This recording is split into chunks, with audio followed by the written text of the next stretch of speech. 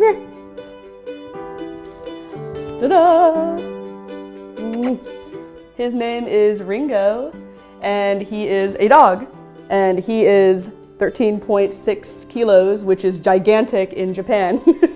And I was able to bring him by going through a lot of paperwork and a lot of processing that everybody definitely needs to make sure they go through before they decide to bring their dog, whether it's small or Ringo's size. Definitely, you want to prepare long before you go to Japan. Some people are like, oh yeah, I'm gonna go next month, or even like in 3 or 4 months. No, you have to go at least 180 days, and I actually found that more than 180 days was more helpful. And it's 180 because you have to get your dog's rabies vaccine and titer test results, and 180 days after that, then you can come to Japan. And between that, you actually have to do a lot more paperwork. You have to get a health certificate, you have to get a report form of the titer test results from the university that will take the titer test, as well as the approval of import inspection of animals. And along with your veterinarian filling out all these forms. I actually contacted the animal quarantine in the airport, Narita airport. And when I asked them, I was like, oh, do I have to mail this to you guys? They were like, oh no, just scan it and send it to me. You'll have to be carrying all this when you go on the flight, but you have to send all these things long before. Like one of them has to be 40 days before and one of them has to be 20 days.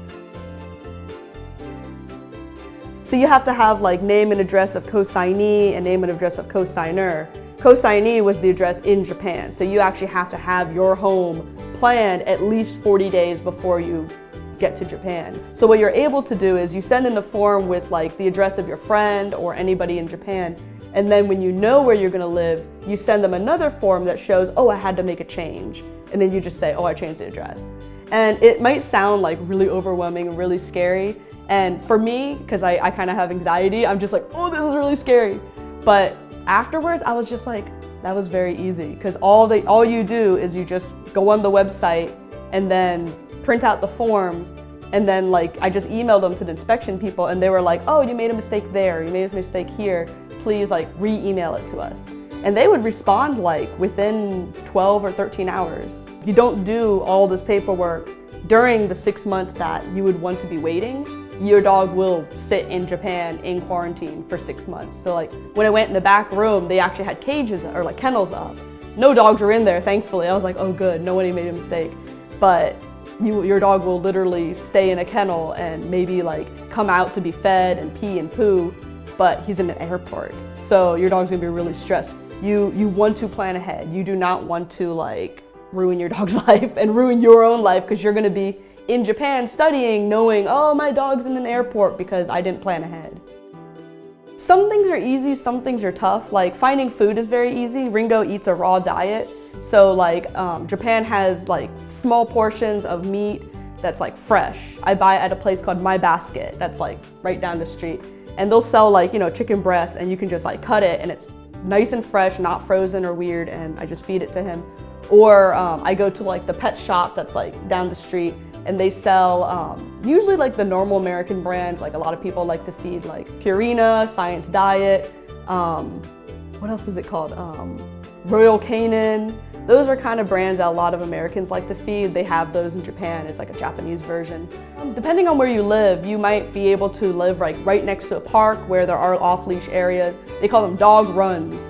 And it's like a park where like normal people are and they'll have like a caged in area. If your dog is small, you could go on the metro, or you know, if you have enough money, you could take a taxi.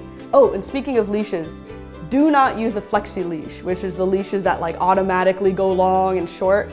You definitely 100% have to have control of your dog, because in Japan they have, you know, like the sidewalks. People walk one way, other people walk the other way. You do not want your dog crisscrossing, things like that. You want like a 6-foot leash or even a 4-foot leash or a traffic leash.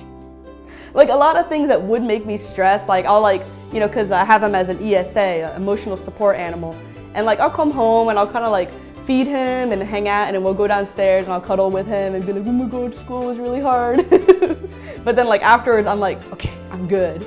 You know, I'm like, I'm so glad you're here. And like, I kind of look at it and I'm just like, I can't believe I was able to do all that paperwork. I can't believe I was able to move here, study here, and like be in Japan with a big dog. And it's just like, you look at that and you're like, oh, it's so amazing. Like I accomplished a lot.